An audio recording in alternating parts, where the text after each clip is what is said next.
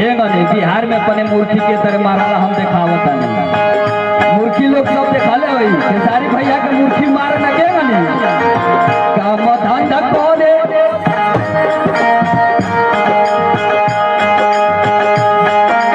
आवा आवा तू हमारे संगे आवा काम धंधा मूर्ति ना मारो सवा कैसे काम चली।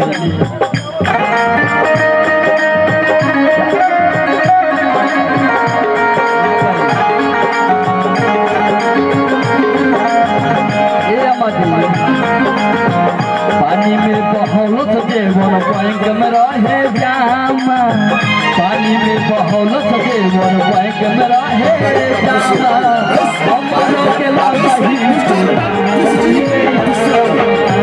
हमारो के लगही सुतानिए आमा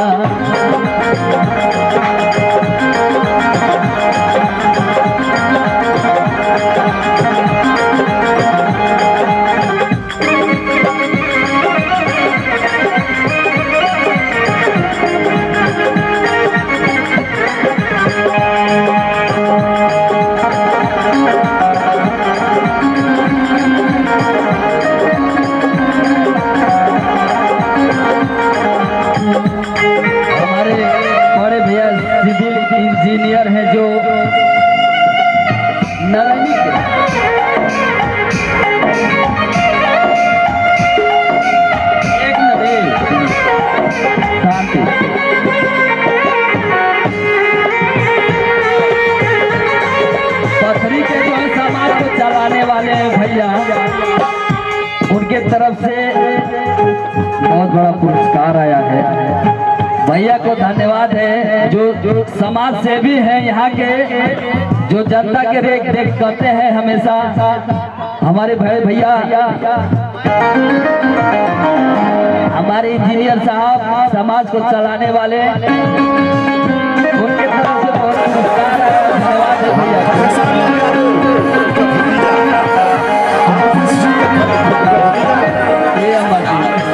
कैसे कहा तरी औरतिया काम धंधा करे नहीं जाला खरी हानि में दियावा बेदर्दी दिखवा बुझे ना जवानी के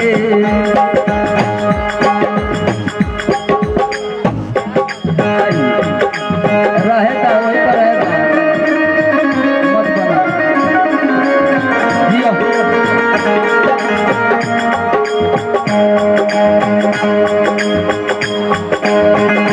पानी में बहौलत जेवन बैंक में रहे जामा पानी में बहौलत